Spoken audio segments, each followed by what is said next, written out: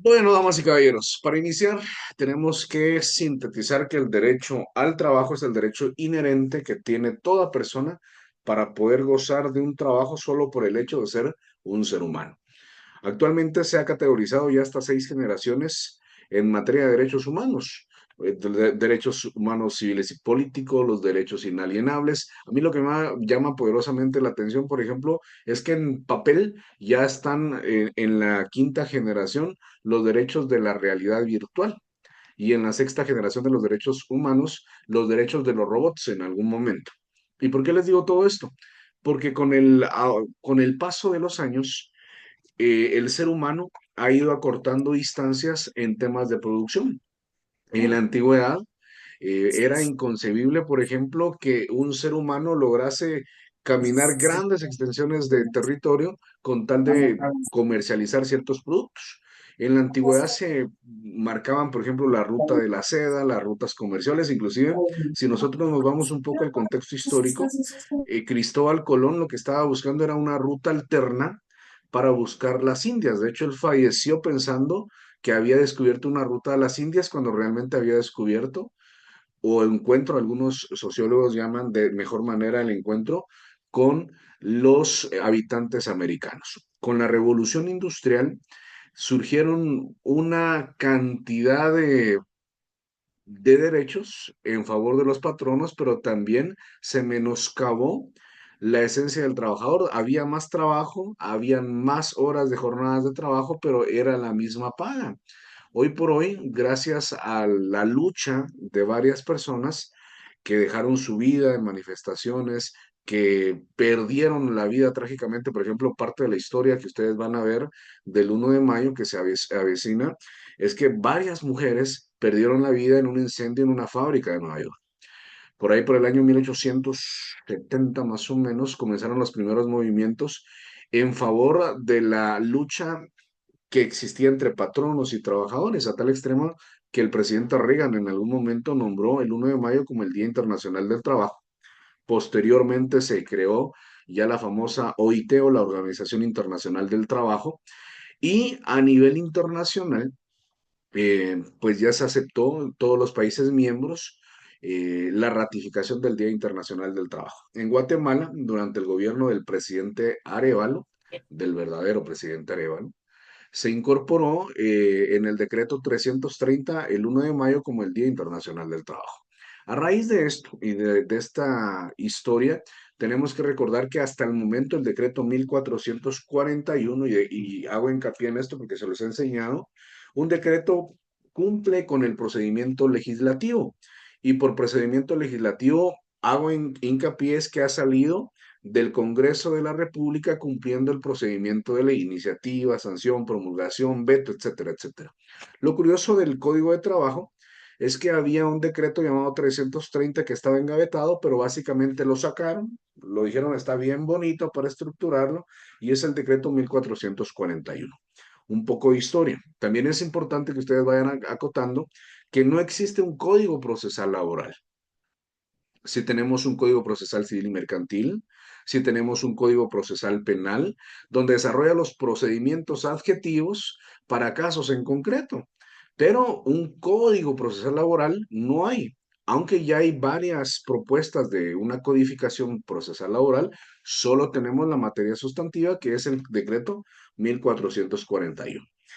Partiendo de eso, supletoriamente se utiliza, si no está establecido en el mismo código, el Código Procesal Civil y Mercantil para llevar algunos procedimientos en materia laboral. Bajo esa perspectiva, en algún momento de su vida, ustedes van a sufrir, porque todos en algún momento lo pasamos, tenemos la bendición de trabajar, ¿verdad? Trabajo es toda contraprestación que uno va a recibir una retribución a cambio de ¿qué? De un dinero. Pero es normal que en algún momento de su vida o de nuestra vida se nos haya finalizado la relación laboral, lo hayan despedido o usted haya renunciado en el mejor de los casos. Son pocos los que pueden decir yo renuncié por mi propia voluntad y me voy con la frente en alto. El problema de esto es que muchas veces los patronos hostigan a los trabajadores y se conoce como moving laboral A manera de que el trabajador diga, mire, yo voy a renunciar, me importa y ya no aguanto. Eso se llama moving laboral, es el famoso acoso laboral. ¿Y por qué muchas veces inducen el acoso laboral? Porque obviamente usted no va a poder pelear daños y perjuicios, no va a poder pelear muchas veces en el caso de la indemnización, sino hay en la empresa una indemnización universal. Y usted solo va a tener los irrenunciables de ley. ¿Cuáles son estos? El bono 14, el aguinaldo, proporcional vacaciones, proporcional bono incentivo o salarios que estén pendientes de trabajar. Muchos de nosotros cometemos el error, y esto sí se los digo, cometemos el error que nos afanamos con trabajar porque pensamos que sin nosotros la empresa no funciona. Y eso es bueno hasta cierto punto. Pero nos empecinamos tanto en que dejamos pasar las vacaciones. Y pasa un año de vacaciones, pasan 2 años de vacaciones, pasan 3 años de vacaciones, y en algún momento nosotros tenemos la idea o el pensamiento de que nos la van a pagar, pero la ley establece que las vacaciones no son compensables en dinero, así expresa el tenor nuestra legislación. En casos excepcionales se puede pagar hasta un máximo de 5 periodos de vacaciones. Pero ¿qué pasa si nosotros ya llevamos 7 años, 8 años y no gozamos de nuestras vacaciones? O peor aún, eh, me estoy enfermando. Ah, miren, lo voy a pedir a cuenta de vacaciones. La ley no establece eso, damas y caballeros. De hecho, nosotros en algún momento vamos a ver durante la clase que las vacaciones no se pueden postergar. Hay excepciones hasta un máximo de 2 periodos. Pero que usted pida permisos a cuenta de vacaciones, la costumbre lo establece, porque yo les aseguro que muchos de ustedes han dicho, mire, deme 3 días a cuenta de vacaciones, pero la ley no lo establece. De hecho, su patrón no está cometiendo una ilegalidad en ese sentido. Usted tiene derecho a gozar de una suspensión con goce de salario bajo determinadas circunstancias. Máxime aún, amigos, si su patrono, por ejemplo, le descuenta a usted la cuota patronal del IX, pero su patrono no paga la cuota patronal al Instituto Guatemalteco de Seguridad Social, ¿qué descaro tiene al decir váyase al IX si no está pagando sus cuotas patronales? Entonces, hoy vamos a ver y vamos a iniciar con la figura de la indemnización. La indemnización. Y esto es muy interesante, amigos, porque aquí, si usted quiere ser laboralista en algún momento de su vida, yo lo que sugiero es que realmente un trabajador, cuando finaliza la relación laboral, el guatemalteco promedio está trabajando al día. Este documento se los voy a compartir al finalizar la clase para que ustedes lo tengan. Yo me enfocaría más, si ustedes quieren hacer anotaciones en su código, sería oportuno, ¿verdad? Entonces, ¿qué les puedo decir? El guatemalteco promedio cumple al día su salario. De hecho, ahorita estamos 22 de abril, ya nos sacamos nuestro salario en Semana Santa, ya estamos a puro tarjetazo arañando que venga fin de mes para poder pagar. Pero realmente el meollo del asunto y el negocio en derecho laboral, si usted va a defender los intereses de los trabajadores, es que pueda negociar el tema de costas procesales y de indemnización o de lo que está invocando su cliente hasta un proporcional, yo considero lo justo un 20%. Hay quienes de manera desmedida piden el 30% o el 40%, pero imagínense, pelear una indemnización de 200,000 quetzales, ya estamos hablando que es plata el 20%, ¿verdad? Entonces, es bastante rentable. ¿Qué es la indemnización, señores? Es la compensación económica que el patrono paga al trabajador por motivo de los perjuicios que le causa la ruptura del contrato de trabajo sin motivo imputable. Ojo con esto, muy importante, esto, sin motivo imputable, siendo proporcional al tiempo de servicios prestados. Existen algunas clases o tipos de indemnización. Vámonos a ir al artículo 82 de su Código de Trabajo, por favor, y vamos a ir observando lo importante de este artículo. Artículo 82. Al tenor de lo establecido dice, si el contrato de trabajo por tiempo indeterminado concluye una vez transcurrido el periodo de prueba por razón de despido injustificado del trabajador o por alguna de las causas previstas en el artículo 79, el patrono debe pagar a este una indemnización por tiempo servido, vamos a subrayar desde este momento, por tiempo servido equivalente a un mes de salario por cada año de servicios continuos. Y si los servicios no alcanzan a un año, en forma proporcional al plazo trabajado. Ese epígrafe o esa parte es vital para los derechos laborales de cada ciudadano en general. Porque imagínense, usted tiene el derecho de que si no hay causa justificable para que se termine la relación laboral, de pelear un mes de salario por cada año laboral. Hay personas que llevan trabajando en empresas 30 años, tienen derecho a 30 salarios. Aunque existen algunas reglas específicas que vamos a ver más adelante, sí existe jurisprudencia que sienta la esencia de esta base. Vamos a continuar. Y si los servicios no alcanzan un año en forma proporcional al plazo trabajado, es decir, si usted trabajó 9 meses de forma proporcional, le deben de pagar. Para los efectos del cómputo de servicios continuos, se debe tomar en cuenta la fecha en que se haya iniciado la relación de trabajo, cualquiera que ésta sea. La indemnización por tiempo servido se rige además por estas reglas. Ojo con estas reglas. Vamos a subrayar: su importe no puede ser objeto de compensación, venta o cesión, ni puede ser embargado, salvo en los términos del artículo 97. ¿Cuándo se puede embargar? ¿Cuándo se puede embargar una indemnización, damas y caballeros? Nuestro derecho guatemalteco y familiar y civil es eminentemente garantista. Y yo, pues, estoy de acuerdo en lo que establece el legislador. Se puede embargar una indemnización si yo, como padre de familia, no he pagado el tema de pensión alimenticia de los hijos que tengo legalmente reconocidos. O si en dado caso he aceptado dar una pensión vitalicia a la que en algún momento fue mi pareja. Esa sería la única excepción en la cual se puede embargar una indemnización para cubrir el derecho inalienable que gozan los menores de edad por el derecho de alimentos o, en su caso, la que en algún momento fuese la conviviente por el derecho de ser esposa. B. Su importe debe calcularse tomando como base el promedio, ojo, de los últimos salarios devengados por el trabajador durante los últimos 6 meses. Licenciado, fíjese que yo inicié trabajando, tengo 20 años de trabajar en una empresa, inicié ganando el mínimo en ese año, el mínimo eran 2,000 quetzales. Al día de hoy, ya los últimos 6 meses, desde hace un año, yo estoy devengando un salario de 10,000 quetzales. ¿Cuál es lo que se debe computar por el tema de indemnización?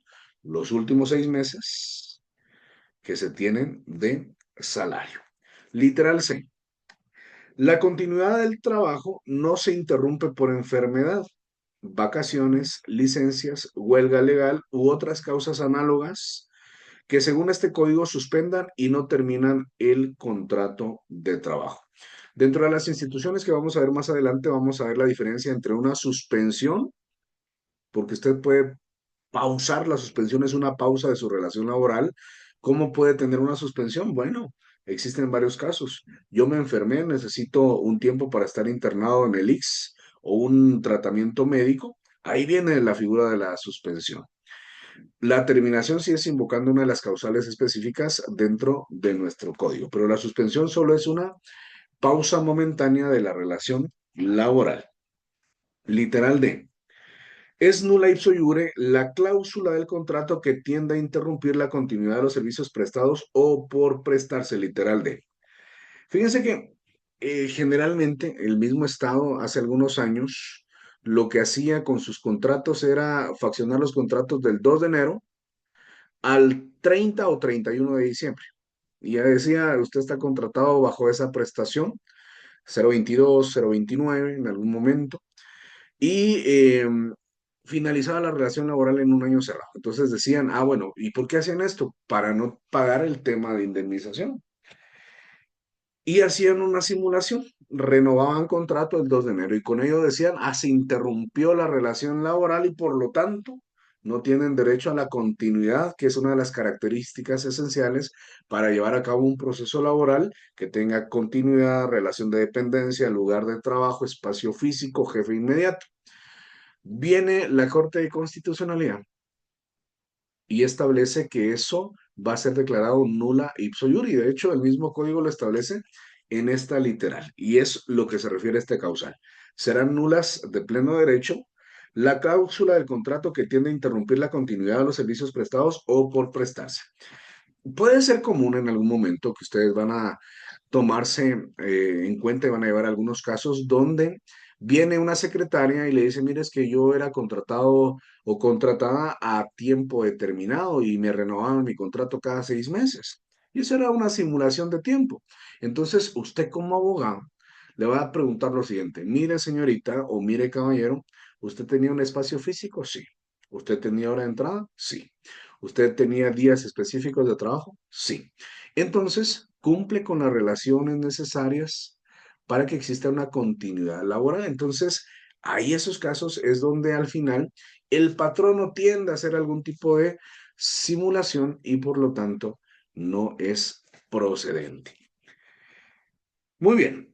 Este artículo lo vamos a leer mucho, vamos a regresar a él más adelante, pero quiero que vean también otra de las clasificaciones que establece los tipos de indemnización. Tenemos la indemnización por tiempo servido, la indemnización post morte. ¿Qué pasa en aquellos casos en los cuales la persona fallece? La persona fallece, ¿qué pasa con su capital patrimonial a que tenía derecho? Vamos al artículo 85.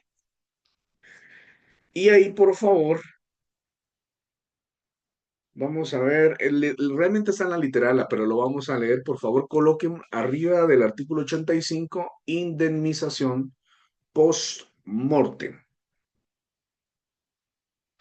Como título, indemnización post mortem.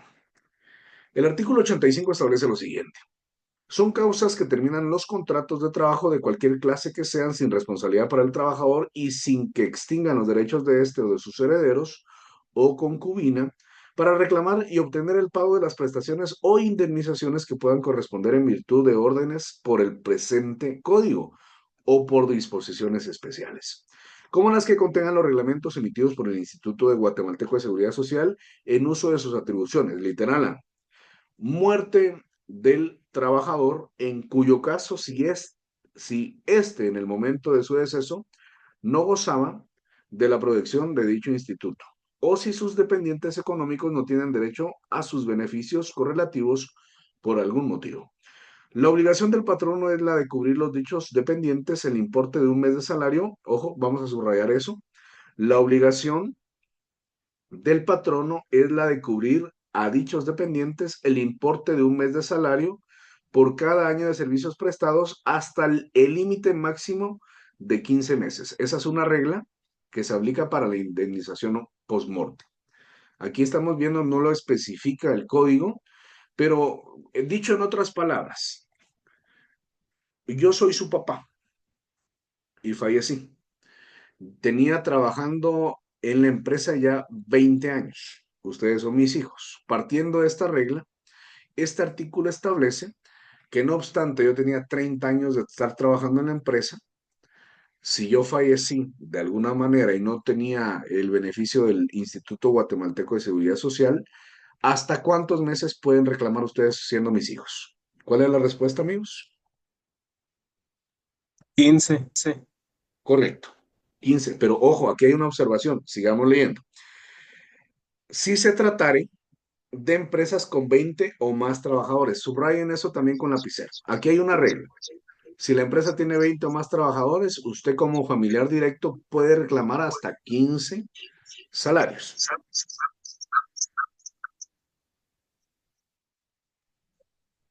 Seguimos leyendo. Y de 10 meses si fueran empresas con menos de 20 trabajadores. 10 meses si son menos de 20 trabajadores, 15 meses si son empresas de más de 20 trabajadores. ¿Ya se dieron cuenta? No está expresado tácitamente en su código, pero que hay una regla para la indemnización post-mortem. ¿Vamos bien hasta ahí? Continuamos. También tenemos la indemnización por invalidez, enfermedad o vejez. Vamos a ir al artículo 82, literal E. Literal E, y por favor, en esta literal van a colocar como título indemnización por invalidez, enfermedad o vejez. Y lo van a subrayar con color verde, por favor. Indemnización por invalidez, enfermedad o vejez.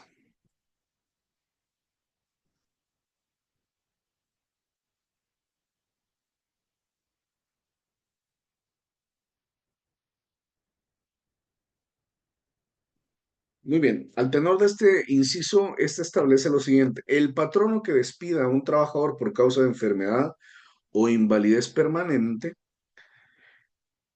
o vejez no está obligado a satisfacer dicha indemnización siempre que el asalariado de que se trate esté protegido por los beneficios correlativos al Instituto Guatemalteco de Seguridad Social y quede devengando desde el momento mismo de la cesación del contrato una pensión de invalidez, enfermedad o vejez, cuyo valor actuarial será equivalente o mayor a la expresada indemnización por tiempo servido.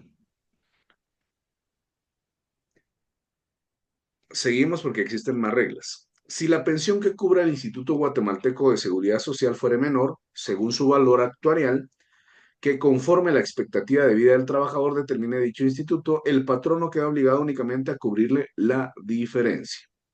¿Qué pasa si no gozan del beneficio del IX? Vean acá, si no gozare de dicha protección, el patrono queda obligado a pagar al trabajador la indemnización por tiempo servido que le corresponda. Vamos a un caso práctico. Herbert es trabajador de la empresa Los Regios S.A. Herbert tiene 30 años de trabajar en la empresa Los Regios S.A. Y Herbert goza del beneficio de los derechos que se adquieren a través del Instituto Guatemalteco de Seguridad Social. Llega a cierta edad y cesa la relación laboral. Pregunta de privado. ¿El patrón está obligado a pagar indemnización? ¿Sí o no?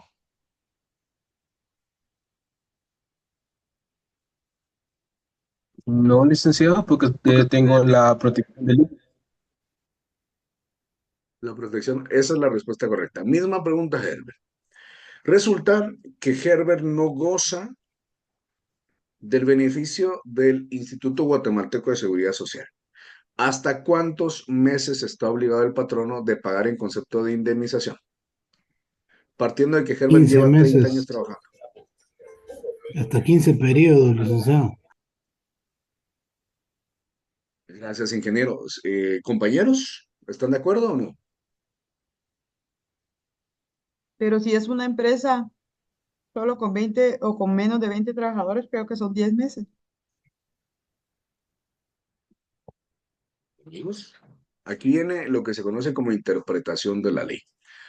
No confundan las figuras. Herbert todavía está vivo. La anterior regla aplica para la indemnización post-mortem. Es decir, no voy a poner a Herbert, me voy a poner yo. Yo me morí. Yo me morí y la empresa trabajan más de 20 trabajadores. Ustedes como familiares tienen derecho a exigir 15 meses, hasta 15 meses de salario. Si son menos de 10 trabajadores, ¿cuánto serían? 10 meses máximo de indemnización. Pero resulta que Herbert está vivo y tiene 30 años de trabajar en la empresa. ¿Cuál sería la respuesta correcta? ¿Hasta cuánto es lo máximo que pueden pelear ustedes para Herbert? Sería lo que dijo Rodolfo, 15. ¿Seguros? Dice por tiempo servido, que corresponda, que haya trabajado en la empresa. Muy, muy importante eso, Herbert. Subrayen tiempo servido, porque esta regla tiende a confundirnos, ¿verdad? Una cosa es estar muerto, amigos, y otra cosa es estar vivo. Si usted está vivo, si trabajó 20 años, usted tiene derecho a una indemnización de 20 años. Si está vivo, porque la indemnización es para usted, ¿verdad? Pero si usted está muerto, la indemnización es para su familia y se rige la regla que establece si son más de 20 trabajadores, 15 salarios, si son menos de 10 trabajadores, 10 salarios. Por eso Disculpe, es que, escuché mal, pensé que había fallecido, disculpe. no, no tenga pena, ingeniero, la verdad es que es muy valioso su aporte porque eso nos abrió la puerta de que todos estábamos confundidos y yo le aseguro que todos estaban así, ¿verdad? Entonces, vital su aporte, ingeniero. Y esto es lo que ustedes le tienen que decir a su trabajador en algún momento o a su cliente, porque realmente otra cosa que ustedes tienen que tener en la abogacía, yo a veces platico con mis amigos y les digo, miren mucha, ustedes no tienen que meterle al corazón a los casos, porque por ejemplo, si ustedes, por ejemplo, la doctora es psicóloga, ¿verdad? Es psicóloga forense, el psicólogo muchas veces se tiene que quitar la esencia emocional y ver casos trágicos y ver el caso trágico como una estructura de una acción volitiva del ser humano en un momento determinado. A mí me da risa porque tengo muchas amigas que son bastante feministas y realmente yo les digo, el verdadero movimiento feminista es aquel que progresa en beneficio de las mujeres, no es aquel que va en contra del orden natural de las cosas. Entonces yo les digo, ¿por qué meten tanto el corazón y piensan que están demandando civilmente a un caballero pensando que es su exmarido? No, hombre, tranquilos, ustedes tienen que ver los beneficios de su cliente. Y lo mismo tiene que ser en penal, en laboral, en civil, en mercantil. Y ahí es donde ustedes se van a ir dando un norte de qué área del derecho es donde más les va a gustar desenvolverse, ¿verdad? Muy bien, vamos a continuar. Em, En el ¿Alguien tiene una artículo duda? No. 85, sí, cuando dice dependientes, no necesariamente tiene que ser como la esposa y los hijos. Dependientes son todas aquellas personas que están subordinadas a él y tienen algún tipo de relación directa. El mismo artículo, Nancy, establece la concubina. Eso tachen, por favor, porque realmente ya con la ley del RENAP establece que el vínculo de filiación únicamente está aplicado para la pareja legalmente constituida. Es decir, por ejemplo, les voy a poner un ejemplo. Me pongo yo de ejemplo porque ni modo. Yo estoy casado. Yo estoy casado y nunca me divorcié. Pero resulta que ustedes son mis concubinas. Una concubina es una acompañante que acompaña en toda la vida. ¿Será que ustedes tendrían derecho a algún tipo de prestación por ser mis concubinas? No, definitivamente. ¿Quién tendría derecho? Aunque haya estado casado un año con una persona y nunca me divorcié y haya vivido con ustedes 10 años. ¿Quién tendría ese derecho? La La que persona está con la que casada. se Pues, casó. La que La está casada, esposa, la legítima esposa. la legítima esposa. Entonces, ojo con esa observación porque el artículo que leímos en algún momento mencionaba concubino. Eso no aplica en la actualidad. Tienen que tachar. Muy bien. Vamos a ver. Me, me voy a saltar algunas preguntas porque ya Licenciado, las solo una expliqué. consulta. ¿Sí, Claudita? Fíjese que nosotros habíamos visto en civil que cuando, por ejemplo, ¿verdad? Muere una persona y había ya una relación como de hecho que vivían juntos, podía venir y solicitar esa unión de hecho. Solo una consulta. No sé si esto se podría aplicar o eso es solo para términos de los hijos que funciona y en este caso después solicitar eso ya como la cónyuge Sí se puede, Claudia, pero hay o... que tomar una regla vital. La regla vital, por ejemplo, es que la persona que falleció no haya tenido una esposa anterior que nunca se Ajá. divorció, porque ahí no hay poder Así humano no que hay, sí, lo... ya no hay nada que hacer.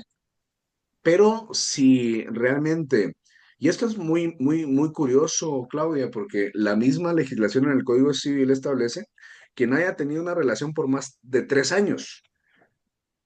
Usted hoy por hoy puede comprobar su relación con 3 años y cómo lo haría. Puede acudir ante el alcalde municipal, lo puede tramitar en jurisdicción voluntaria. ¿Y cómo lo van a probar? Mire, señor juez, nuestro hijo tiene 5 años y está reconocido. Esa es plena prueba para declarar válida la unión de hecho. Entonces sí se puede invocar, Claudia, siempre y cuando cumpla ese requisito. Ok, gracias.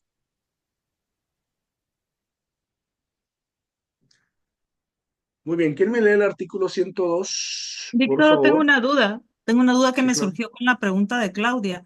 Y en el caso hipotético de que esta persona esté casada, es decir, la persona que tiene el hombre, el varón que tiene la concubina o la unión de hecho, pero está casado, pero su esposa ya falleció.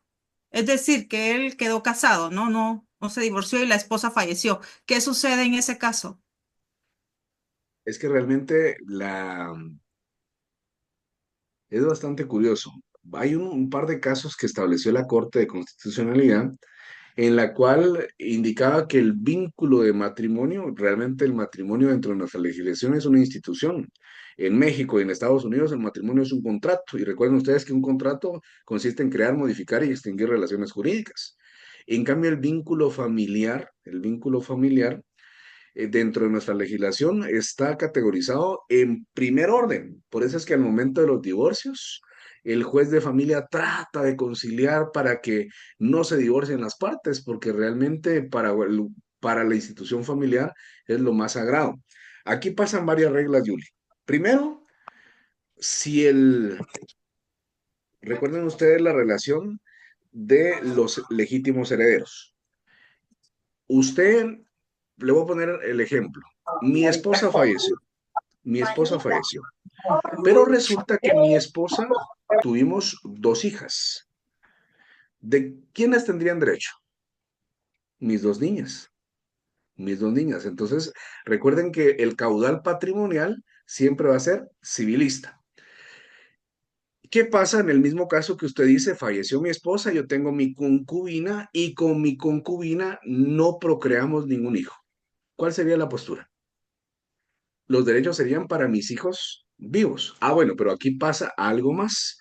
Con mi concubina tuvimos tres hijos. Dos hijos con mi primera esposa y tres hijos con la segunda esposa. ¿Qué pasaría ahí? ¿Qué dicen ustedes? Si Como los hijos de la reconocido, concubina están reconocidos, ellos sí pueden heredar. Correcto. Correcto. Se divide la masa hereditaria dentro de los mismos. De hecho, les voy a contar un caso real que tuve yo de cerca. Em, Resulta que una persona falleció, maestro jubilado, maestro jubilado, para ser más claros. Él estaba casado, él ya había tenido sus hijos mayores de edad y cuando él falleció, todos los hijos mayores de edad ya, pues ya tenían su familia. Resulta que él tuvo otra familia y durante esa otra familia tuvo cinco hijos. Resulta que en la segunda familia, cuando él falleció, cuatro de estos hijos de la segunda familia que él tuvo ya eran mayores de edad. Es decir, todos eran mayores de edad a excepción de un niño de 12 años. El caso fue bastante curioso. ¿Qué estableció el trámite de la ley del servicio civil? ¿Qué creen ustedes? Le dio el 50% a la legítima esposa que estaban separados hace 20 años y el otro 50% se lo dio al hijo menor que tenía 11 años. Pero esto no termina ahí. El hijo menor iba a gozar de la indemnización hasta los 18 años. Hasta los 18 años. Y después de cumplir los 18 años, la legítima esposa que estaban separados hace 20 años iba a gozar del 100% de indemnización. Curioso el caso, pero real, y así se maneja nuestra legislación. Entonces, partiendo de los casos hipotéticos, Julie, son varias variables que van surgiendo y así es como realmente la regla civilista es la que la aplica. Por eso es que el concubinato realmente no. La concubina, perdónenme, damas, ustedes para mí son lo más sagrado, pero se les conoce con otro nombre, la moza, no puedo decir otras cosas, sí, cabal, Herbert, cabal, así, ustedes me entienden, es la otra, pero realmente, señoritas, y esto es un consejo que les voy a dar a ustedes como buenas abogadas, si en algún momento ustedes tienen una relación con una persona que está casado, ustedes saben que por amor no se subsiste. Entonces, reglas claras. Eh, la primera, si tienen hijos, que reconozcan a sus hijos y segundo, que se divorcien. Ustedes ya como buenos abogados pueden invocar el divorcio ordinario, aunque lleve 2 años, o me cumple, porque así es nuestra sociedad, trágicamente, trágicamente. Ahora bien, me salgo de laboral. ¿Será que un hombre puede pedir pensión alimenticia en contra de la mujer, señoritas y caballeros? Yo creo que Sí, sí, cuando, licenciado. por ejemplo, tienen Sí. algún accidente y no pueden trabajar, creo que sí pueden ellos reclamar esa indemnización. Pero en su mayoría de casos, al menos los niños sí siempre se van usualmente con la madre, o sea, con la figura materna. Así que no con el padre, mucho menos un padre que no tiene, o está inválido o no tiene trabajo. Yo pienso Correcto, que eso es lo que pasa. sí puede pedir si queda en un grado de invalidez o pierde su trabajo y la esposa, él sabe que la esposa tiene un empleo donde recibe una muy buena remuneración. Considero que sí. Y en mi caso, si me tocase a mí, yo sí lo daría porque creo que, que sí, pues, o sea, hablamos de la equidad de género. Esto es equidad de género. Gracias, doctora. Sí, correcto. Sí se puede. Sí se puede. Hay ciertas variables, Herbert, partiendo de la premisa de que si tienen hijos, la madre de familia cubriría todos los gastos. Pero sí se puede. Veamos este caso hipotético. Lo voy a poner acá primero. En el caso de que una persona haya convivido con un trabajador por 10 años, convivido, dice ahí, pero nunca declararon unión de hecho. Para poder ser beneficiaria tiene que estar primero, instar primero a la unión de hecho o inscribirla en el RENA. ¿Qué dicen ustedes en base a lo que platicamos hace un momento?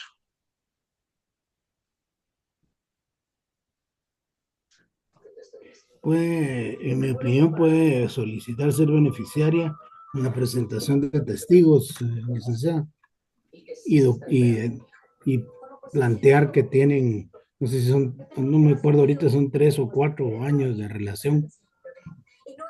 Unos años. Gracias, Para mí la Herbert. respuesta es sí.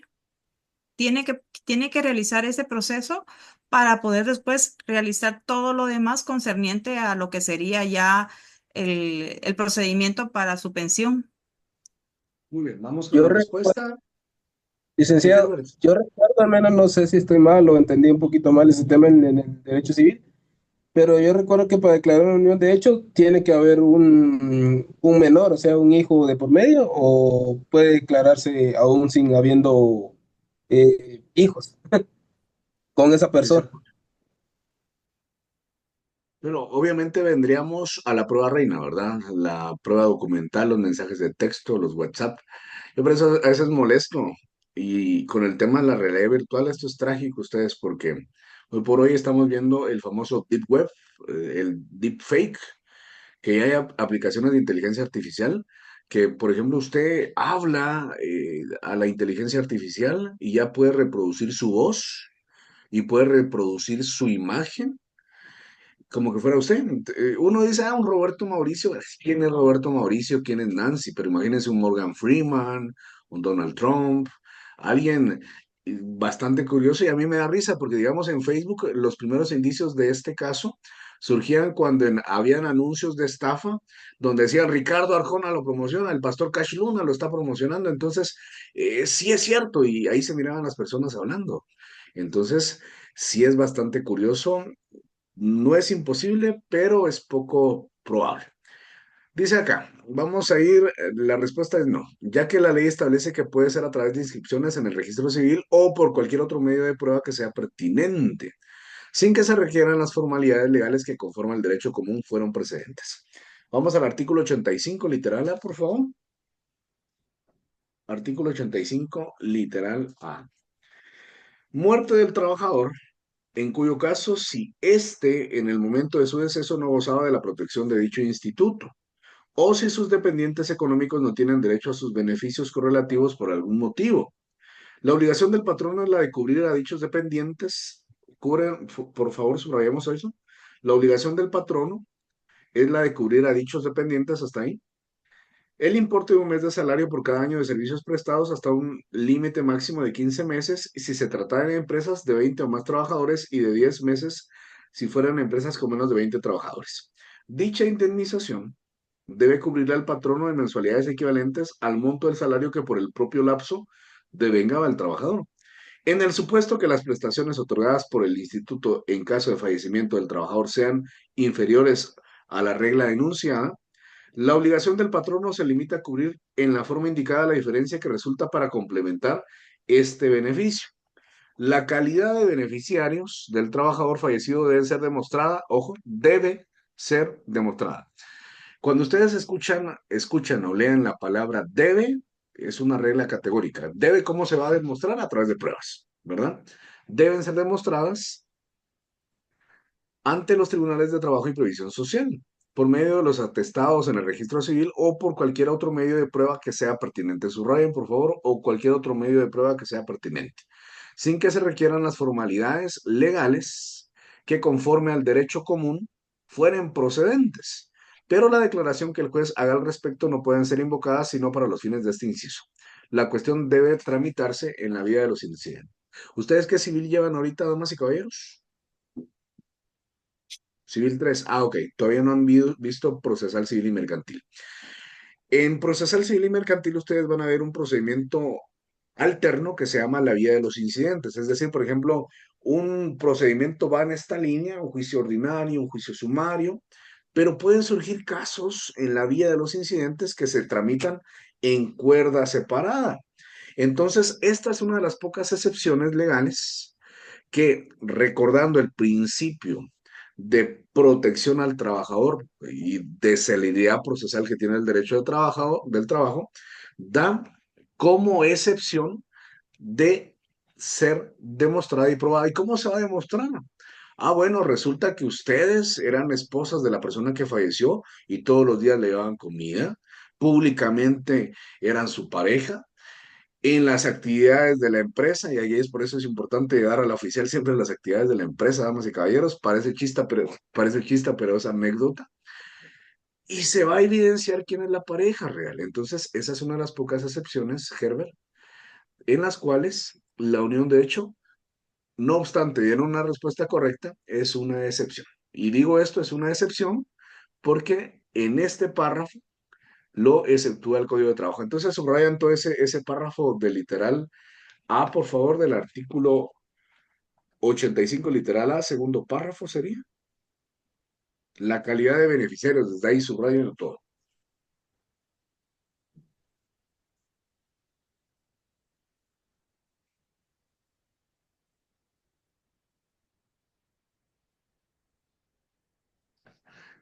Fíjense que hoy les tenía preparado 11 páginas de clase y apenas vamos en la segunda, mucha. Está interesante el tema. Es que es un tema muy, de verdad, muy interesante y que uno tiene muchas dudas.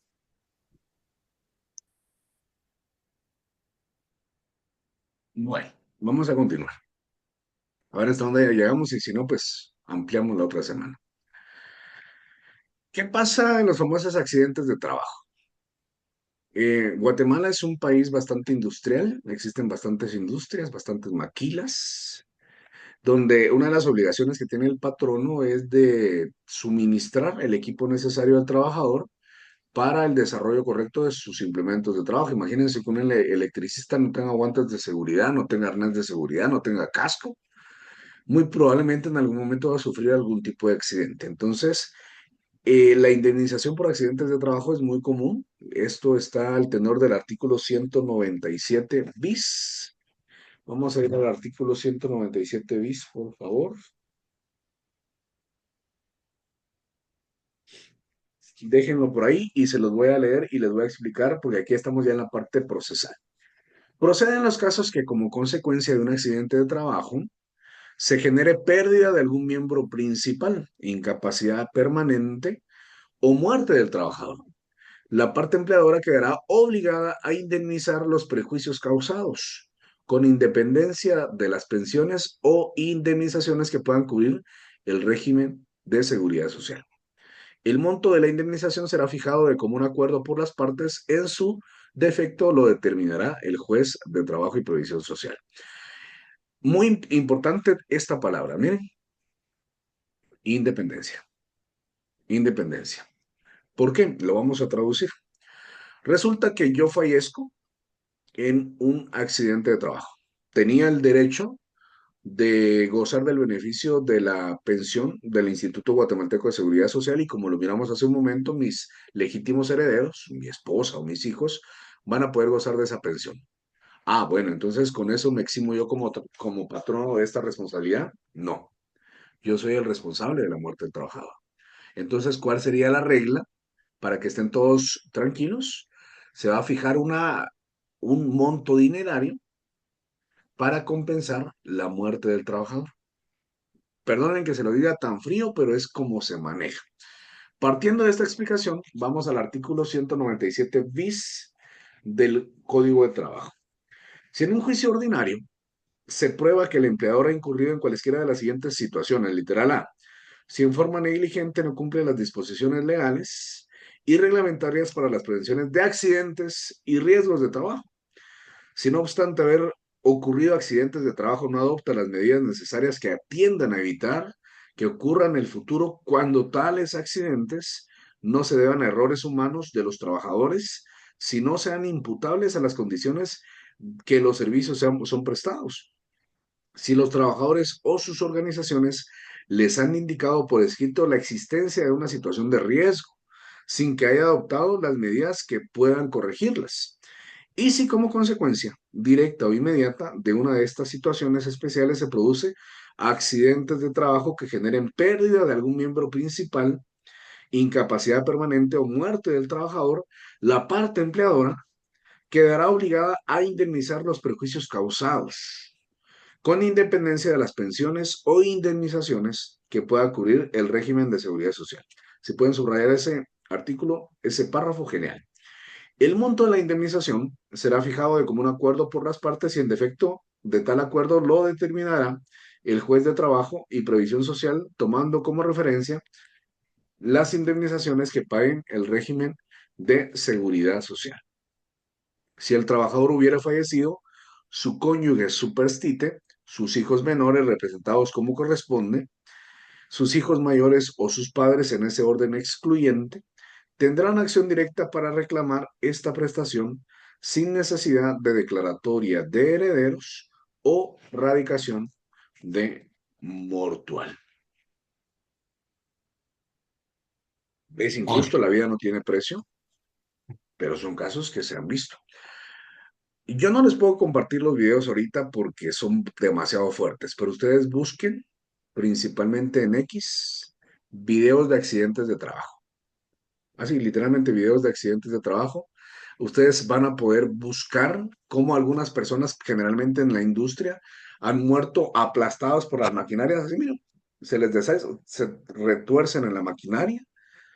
En algunos casos se deshacen, en algunos casos se queman vivos, pero son casos que pasan en todos lados del mundo y también aquí en Guatemala. No, no yendo tan lejos, por ejemplo, no yendo tan lejos, aquí tenemos maquilas en Villanueva, en el área donde está después de Metrocentro hacia Paseo del Agua hay bastantes maquilas. En cierta ocasión me llamaron, gracias a Dios no falleció la persona, pero había una maquila donde eran telores y entonces el telar mueven agujas así, miren, pa, pa, pa, demasiado rápido. Entonces se trabó uno de estos telares y uno de los operarios metió la mano y cabal la aguja le, se le ensartó en la mano y le botó 3 dedos. Le botó 3 dedos literalmente. Gracias a la labor de los médicos le lograron reconstruir dos que quedaron ahí volando, uno sí lo perdió totalmente, pero son accidentes que pasan diario en temas de trabajo. No vayamos tan lejos.